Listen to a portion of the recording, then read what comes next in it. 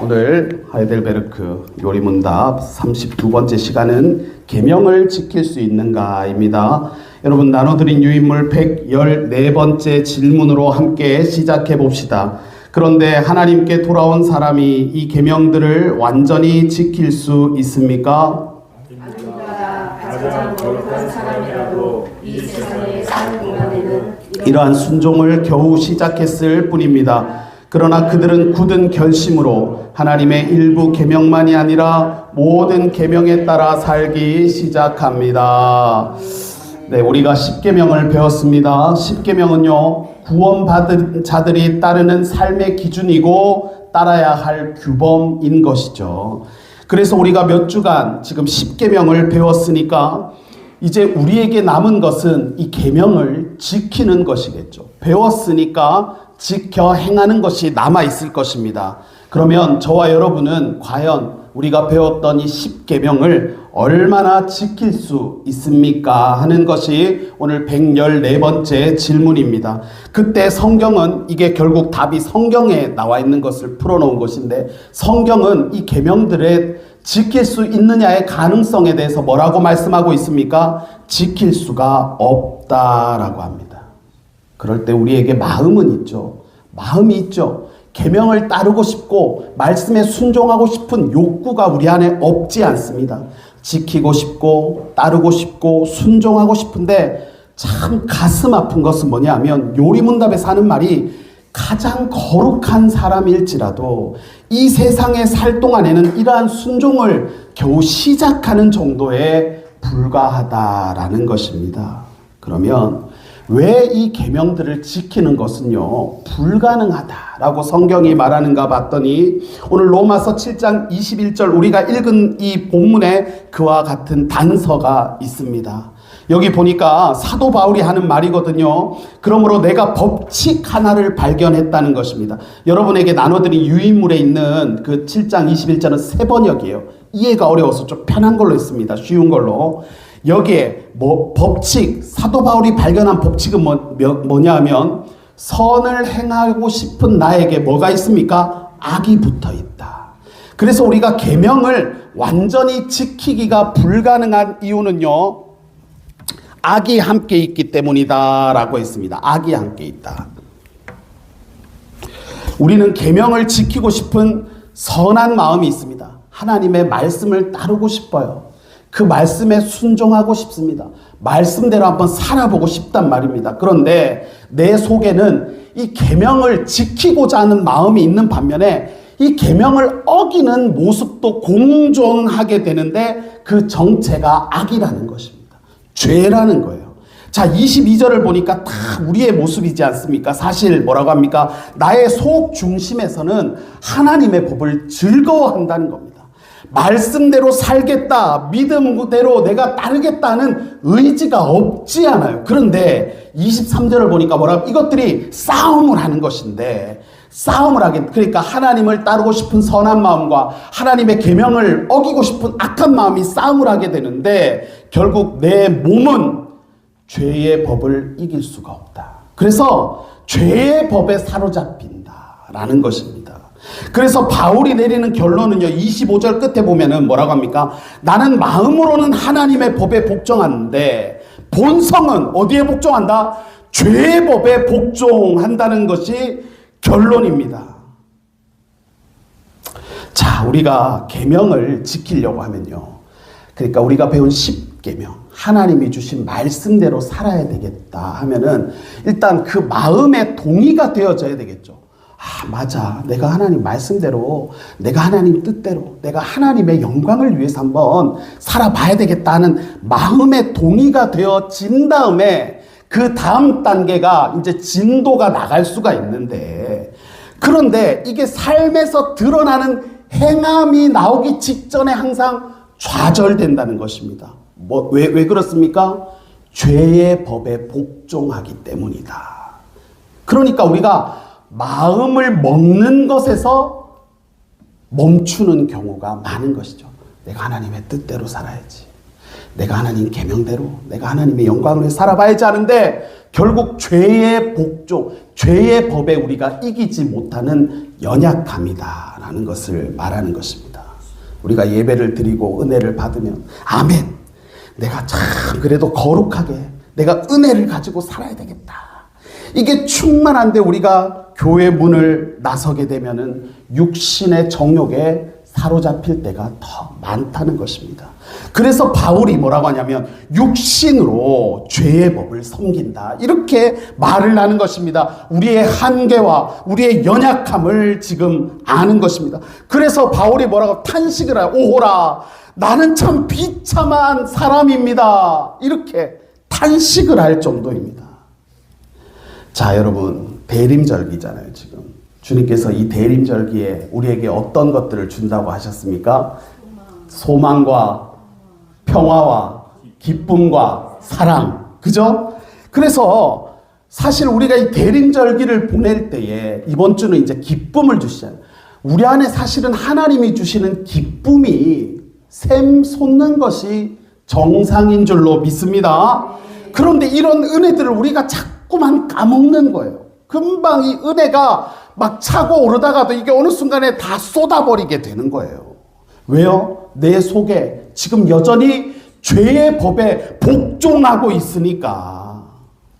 그러니까 이것이 교회 공동체나 우리 가족 안에서 이것이 표현되어지기 전에 이게 다 식어버릴 때가 너무 많다는 것입니다.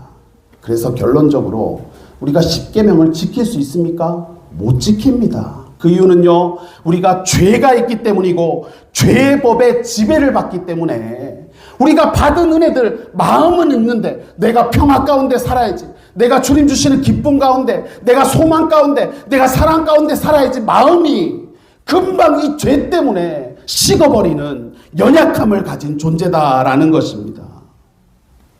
그러면요, 그럼에도 불구하고 어떤 사람이 그러면 완벽하진 않아도 우리가 자꾸만 완벽하려고 하는 게 문제거든요. 이게 자기 의가 되고 교만이 되는 거거든요. 우리는 은혜로 사는 사람들이지 완벽함으로 사는 사람들이 아니에요.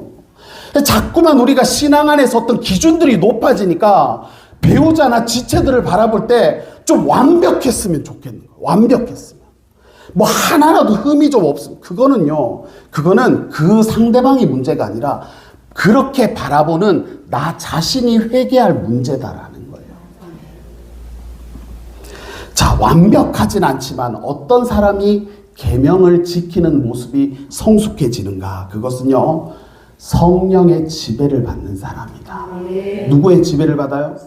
성령의 지배를 받는 사람이 완벽하진 않지만 하나님의 계명을 지킬 수가 있다. 갈라디아서 5장 17절에서 그것을 말씀했습니다. 한번 읽어보겠습니다. 육체 찾았습니까? 갈라디아서 5장 17절 없나요? 자, 제가 읽겠습니다. 갈라디아서 5장 17절 없어요. 빠졌습니다. 육체의 욕망은 성령을 거스르고 성령이 바라시는 것은 육체의 욕망을 거스릅니다. 이 둘은 서로 반대되는 것이다. 그러니까 성령의 육체의 욕망과 성령은 서로 반대되는 것이기 때문에 여러분의 욕망대로, 성령 충만한 사람은, 성령이 안에 거하시는 사람은 여러분의 욕망대로 살 수 없게 합니다라고 갈라디아서 5장 17절에서 말씀하고 있습니다. 그러니까 죄와 성령이 공존할 수 있어요, 없어요? 왜 못합니까? 서로 반대되는 것이라고 했습니다. 표현을 하자면 우리가 그 자석이 N극하고 S극이 마주할 수 없나요? N극과 S극이 마주하죠. 그리고 같은 극이면 마주할 수, 아무튼 간에 성령과 죄는, 육신의 정욕은 같은 공간에 공존할 수가 없습니다. 그래서 성령의 지배를 받게 되면 부족하지만 그 계명을 따르게 되는 것입니다. 성장하게 되어지는 것입니다. 반대로 육신의 욕망은 성령을 거스르는 거라고 했잖아요. 그러니까 죄를 따르는 자는 계명을 지키는 삶이 자꾸만 마음먹은 것에서 나아가지 못하고 좌절되어 진다는 것입니다. 그래서 자꾸만 내가 죄에 지게 되고 내 안에 평화와 소망과 기쁨과 사랑이 자꾸만 좌절된다. 죄의 지배 가운데 놓여 있지 않은가. 이런 것들을 우리가 점검해 봐야 돼요. 성령의 지배를 받는 사람은 여러분의 욕망대로 살 수가 없다는 것입니다. 그러니까 우리가 날마다 성령의 임재를 사모하고 성령의 충만함을 우리가 기대해야 될 줄로 믿습니다. 우리 수성교회는요, 성령의 지배가 충만하도록 기도해야 됩니다.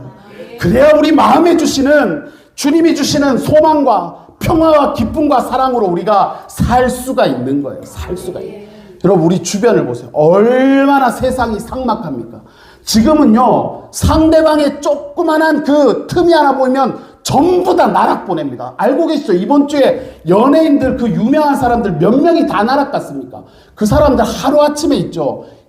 어떤 그 탤런트는 보니까. 그러니까, 조세호하고, 박나래하고, 그리고 또 그 남자 조진웅은 그래. 그 학창 시절에, 그죠? 30년, 40년 전에 그래. 맞아요. 전과가 있는 거는. 근데 그게 세상에 지금 들추어지니까 그 사람 생계, 그래갖고 왜 얼마 전에도 누구 또 한 명 스스로 이렇게 목숨 끊었잖아요. 세상이 이렇게 삭막한 거예요. 우리가 이런 세상에 소망이 되고, 기쁨이 되고 평화를 주고 사랑이 있어야 되는데, 그러기 위해서 주님이 오셨는데 우리가 너무 율법의 잣대로 우리가 쓸데없는 본질적인 것이 아닌 것에 우리가 자꾸만 관심을 기울인다면, 우리가 그런 걸로 자꾸만 가위질을 하고 잣대를 들이댄다면요, 그게 뭐예요? 성령이 주시는 그 마음이 아니라 이게 육신의 정욕 가운데 놓인 것이 아닌가를 우리가 점검할 필요가 있다라는 것입니다. 성경인물도요, 여러분 대단한 것 같죠? 여러분, 모세 대단한 것 같죠? 대단하지 않습니까? 그 사람도 완벽하게 계명을 지키지 않았어요. 제가 오늘 여기 보면은 야곱하고 모세 두 사람을 얘기를 해놨는데, 시간상 모세만 한번 봅시다. 모세가요, 시편 106편 33절에 보니까 모세에 대해서 뭐라고 평가합니까? 읽어봅시다. 시작. 이는 그들이 그의 뜻을 거역함으로 말미암아 모세가 그의 입술로 망령되이 말하였음이로다. 아멘. 이게 분노, 모세가 자꾸만 이스라엘, 출애굽하는 이스라엘 백성들이 원망하고 배가 고프네, 목이 마르네, 우리가 여기서 괜히 나왔네, 네가 왜 우리를 데리고 다니니까 모세가 열받아가지고 쌍욕을 날리고 저주를 하고 이랬던 적이 있어요.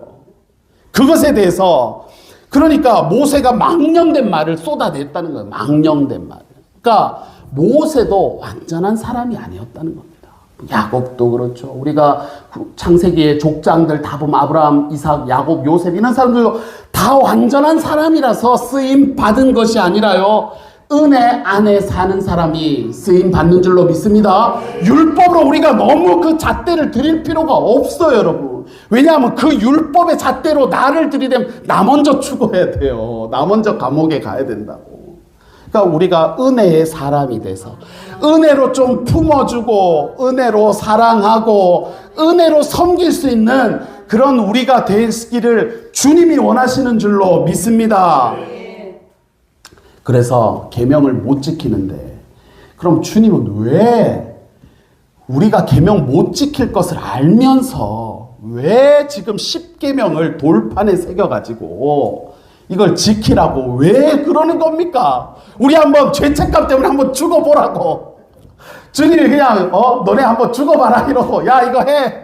왜 초등학생한테 표현하자면 미분적분 던져주고 야 이거 풀어 이러면은 죽으란 얘기 아닙니까? 그죠? 죽었다. 우리한테도 10계명을 주신 이유가 못 지키는 거 알면서, 이 문제를 못 푼다는 걸 알면서 하나님 그럼 왜 이런 계명을 우리에게 주셨냔 말입니다. 그게 115번째 질문입니다. 이 세상에서는 아무도 10계명을 완전히 지킬 수 없는데 하나님께서는 왜 그렇게 엄격히 10계명을 설교하게 하십니까? 답 읽어보겠습니다. 첫째, 평생 동안 우리의 제약된 본성을 더욱더 알게 되고, 그리하여 그리스도 안에서 사자와 의로움을 더욱더 간절히 추구하도록 하기 위함입니다. 둘째, 이 세상의 삶을 마치고 목적지인 완전에 이를 때까지 하나님의 형상으로 더욱더 변화되기를 끊임없이 노력하고 하나님께 성신의 은혜를 구하기 위함입니다. 아멘. 자, 그래서 우리가 이 10계명을 통해서 못 지키는 걸 알지만 하나님이 주신 이유는 이것을 통해서 우리는 죄악된 존재라는 것을 깨닫게 하시는 거예요. 하나님. 그럼 뭐예요? 그만큼 겸손하게 살라는 겁니다. 겸손하게. 내가요, 저 사람보다 딱히 뛰어난 게 없어요, 여러분. 크게 안 다릅니다. 우리가 있잖아요. 막 누구에게 좀 더 재능이 있고 달란트가 있고 누가 좀 더 많이 배우고 누가 좀 더 가졌고 이런 것 같은데 하나님 보실 때는요, 다 똑같이 사랑스러운 자녀지. 뭐 네가 더 건강하니까 내가 더 이런 개념이 아니에요. 자, 보세요. 빌립보서 2장 3절에 보니까 이렇게 말합니다. 아무 일에든지 다툼이나 허영으로 하지 말고 오직 어떤 마음으로? 겸손한 마음으로 하는데 이 겸손이 뭐예요? 각각 자기보다 누구를 남을 더 낮게 여기라는 것입니다. 제가 새벽 예배 때도 얘기했는데 뭐든지 좀 멀리서 보면 희극이거든요. 멀리서 보면 되게 아름다워요. 가까이서 보면 뭐예요? 비극입니다. 이게. 그래서 멀리서 보고 있죠. 적당하게 거리를 유지하는 게 은혜일 수가 있어요. 가까이서 보면은요, 다 비슷합니다. 요 얘기를 하면은 또 이제 길어지니까. 제가 원래 장로교 출신이잖아요. 원래 대학원만 감리교를 갔지 학부도 장로교 나왔어요. 제가 영남신학대학교 나왔잖아요. 제가 다녔던 교회도. 그래서 제가 부교육자 할 때 제가 장로교에서 유명한 교회를 가야 되겠다 이런 마음이 있었어요. 그래서 사랑의 교회나 지구촌 교회나 온누리 교회나 내가 이런 데 부교육자에 가야지 하는 그런 마음이 있었는데 감리교로 왔으니까 그쪽으로 갈 수가 없어서 감리교에서 제가 유명한 목사님을 찾았단 말이에요. 그래서 제가 그 감리교에 제가 이 유튜브에 나오니까 조심스러운데 감리교에서 제 나름대로 있죠. 제일 잘 나가는 사람을 찾아서 올라 서울로. 그래서 제가 부천에서 사역하게 됐잖아요. 그분이 그 제가 모셨던 담임 목사님이 그때 당시 40대였는데 국민일보에 신문이 나왔어요. 교회학교 뭐 300명을 1500명으로 부흥시킨 그런 차세대 감리교회 샛별이라고 했습니다. 그분을 가리켜. 책도 쓰고 신학대학원 강의를 나가고 40대인데. 그래서 이분이다 해가지고 제가 목사님한테 뛰어 올라가가지고 우리 와이프는 이제 울산에 사회복지사 하고 있고 저는 부산에서 또 사역하고 있을 텐데 뛰어 올라가서 목사님 저 목사님 밑에서 일하고 싶습니다. 그러니까 목사님이 티오가 없다 자리가 없다 이러대. 목사님 저 사례비 안 받아도 되니까 저 목사님 밑에서 일하게 해주십시오. 이러니까 얼마나 그 목사님이 감격하겠어요. 그래서 없는 자리를 어떻게 이렇게 해서 이러더라고. 그러면 내가 니한테 한 달에 80만 원 줄 수 있는데 네 사모랑 다 같이 올라올 수 있겠냐. 가족들이. 그때 우리 둘만 있었는데 제가 뭘 했는지 아세요? 목사님 80만 안 받아도 되니까 올라오겠습니다. 이래갖고 우리 와이프 사회복지사 울산에서 일하던 거 다 그만두고 부천으로 우리가 올라간 거예요. 얼마나 목사님에 대한 기대가 컸겠습니까? 제가 우리 여기 울산에 와가지고 권사님 이렇게 신방하니까 그 권사님이 그러대요. 목사님들은 제가 옛날에는요, 목사님들은 제가 화장실도 안 가는 줄 알았어요. 근데 제가 진짜 그랬어요. 우리 어렸을 때 제가 커왔던 목사님은요, 화장실도 안 가는 줄 알았어요. 그 정도로 하늘과 같은 분으로 그렇게 떠봤더라고요. 부산에 갔을 때 얼마나 기대가 컸겠어요. 가까이서 지내보니까요. 똑같아요. 똑같아. 하나도 안 달라요, 여러분. 뭐가 안 다른지 자세히 얘기하면 은혜가 안 될 겁니다. 막 깜짝 놀랄 겁니다. 그래서 목회자 자녀들이 있죠. 오히려 이게 유리해요. 왜냐하면 목회자 자녀들은 자기 아빠 목사님이 보통 사람들하고 크게 안 다르다 하는 걸 알거든요. 어쩔 때는. 그래서 제가 모교회 목사님이, 고향교회 목사님이 저보다 한 살 어린 아들이 있어요. 그 목사님 아들이. 아들한테 막 욕도 하고 막 때로는 막 때리고 이런다는 제가 너무 깜짝 놀랐어요. 목사님이 어떻게 욕설을 하셔? 막 이러고. 진짜 그래서 화장실도 안 가는 줄 알았는데 목사님이 욕을 하고 애를 때린다니까. 그럴 리가 없어. 목회자에 대한 기대가 너무 높으면요 실망이 큰 거예요. 적당한 거리 유지하는 게 더 은혜입니다, 여러분. 크게 안 달라요. 그래서 우리가 사람들이 다 크게 다른 게 없어요, 여러분. 다르지 않다고요. 그렇기 때문에 뭐 우리가 사람 앞에서 교만할 필요 없고 뭐 더 잘났다고 할 필요 없고 그냥 겸손하게 나보다 당신이 더 낫습니다. 이렇게 하면 이게 은혜예요, 은혜. 이게 참 복된 삶이라는 겁니다. 복된 삶이. 이게 뭐랄까 덕이 있는 삶이에요. 덕이 있는 삶. 내가 뭐 있네, 내가 가졌네, 내가 뭘 잘했네 이래봤자 아무도 안 하죠. 그런 건요 누가 하냐면 옆에서 해주는 거예요. 옆에서 아우 이분은 참 덕이 있다, 이분은 참 정이 있다, 이분은 의리가 있다 이렇게 돼야지. 야 내가 얼마나 덕이 있고 정이 있고 의리가 있는 줄 알아. 그거 맞아요 이래도 뒤에 가면 웃기고 있네. 맞아요 안 맞아요? 옆에서. 그러니까 자기가 높아지려고 하면 낮아지려고 하면 높아지는 게 이게 진짜 본질인 거거든요. 겸손해야 될 줄로 믿습니다. 자, 그래서 또 두 번째로, 그래서 우리 죄악을 알게 하신다. 죄악을 알게 하신다. 우리를 겸손하게 하는 거죠. 그리고 또 못 지키는데 왜 계명을 주셨나? 더 우리가 의롭게 살아야 되겠다. 간절함을 추구하게 된다는 것입니다. 그래서 우리에게 이런 의롭게 살고 싶다, 내가 그래도 말씀대로 살고 싶다 하는 마음은 날마다 회개하는 심정이 되게 하시는 거예요. 요한일서 1장 9절 읽어보겠습니다. 만일 우리가 우리 죄를 자백하면 그는 미쁘시고 의로우사 우리 죄를 사하시며 우리를 모든 불의에서 깨끗하게 하실 것이요. 아멘. 교회는 뭐하러 오는 것입니까? 회개하러 오는 것입니다. 내 죄를 자백하러 오는 것입니다. 내가 막 교회 와가지고 이거는 교회의 이 모습은 아닌데 이거는 좀 잘못됐는데 이런 거를 지적하러 오는 것이 아니라 핵심적인 것은 뭐냐면 주님 앞에 나와서 죄를 자백하고 깨끗하게 되기 위해서 오는 것이 교회라는 것입니다. 이게 핵심이고 본질이기 때문에 교회 와서 주님을 바라봐야지. 환경을 바라보고 사람을 바라보고 뭐가 어떻네 저떻네 이거는 좋네 나쁘네 이런 거를 지적하러 하나님이 교회를 부르신 게 아니라는 것입니다. 주님을 보러 와야 되니까, 주님을 보러 왔으니까 기도를 통해서 주님 하면서 하늘 문을 열어야죠. 우리가 의롭게 살고자 하는 마음이 있을 때는 이와 같은 겸손한 마음 안에서 회개하러 오는 거예요. 교회에. 주님, 제 죄가 주홍과 같이 붉은 죄를 흰 눈과 같이 씻어주시옵소서. 은혜를 사모합니다. 이런 마음이 있어요. 우리 안에 평화와 소망과 기쁨과 사랑이 회복이 되어지는 거예요. 또 의롭게 살고 싶은 간절함을 가지면 뭐를 받습니까? 복을 받습니다. 복을. 마태복음 5장 6절 읽겠습니다. 의에 줄이고 목마른 자는 그들이 배 부를 것이며. 자, 의롭게 살겠다 하는 이런 간절한 마음이 있는 자는 복이 있다. 내가 하나님의 계명을 지키겠다. 하나님의 공의로운 통치하심 안에 거하겠다는 마음이 의로움이잖아요.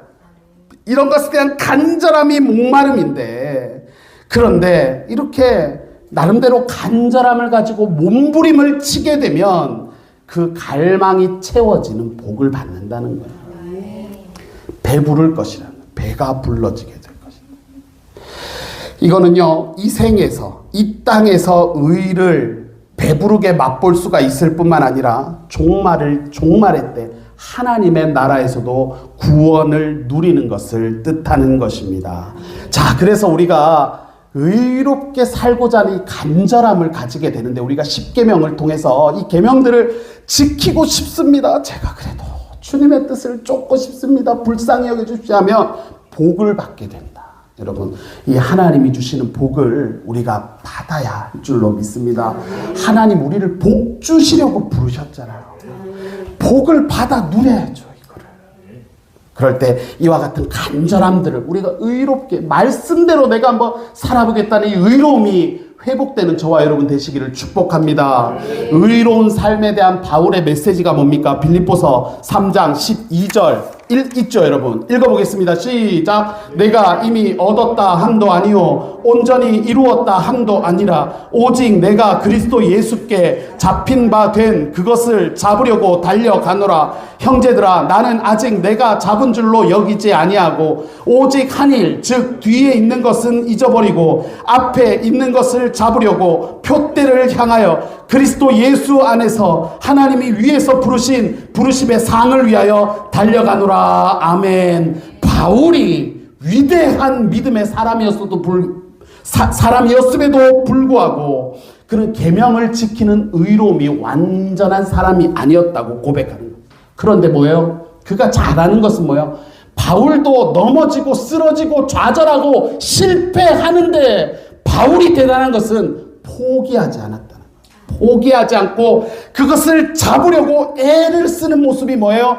달려갔다라고 말하고 있는 것입니다. 난 아직 잡은 줄로 여기지 아니하고 뒤에 있는 것은 잊어버리고 표대를 향하여 중요한 것을 향하여 목표를 향하여 달려나가는 믿음을 가지고 그냥 하여튼 최선을 다했다. 예수 복음을 위해서 하나님께 영광 돌려드리는 삶이 되기 위해서 내가 아무튼 최선을 다해서 앞만 보고 달려나갔다. 주님 앞에서 거룩하게 살고 싶습니다. 주님 의롭게 살고, 주님 앞에 쓰임받는 생애 되고 싶습니다. 십자가 앞에 내 자신을 못 받고 주님이 드러나는 삶으로 영광 돌려 드리기를 원합니다. 이렇게 표대를 향하여 달려나가는 이 바울의 모습을 하나님께서 귀하게 여기시고 은혜를 베푸셔서 그를 통해서 많은 사람들이 살아나는 그런 기적 가운데 이끄신 줄로 믿습니다. 우리도요, 계명을 지키기에는 역부족입니다. 그만큼 우리는 연약한 존재이기 때문에 날마다 때마다 하나님의 도움을 구하면서 겸손하게 살아야 할 줄로 믿습니다.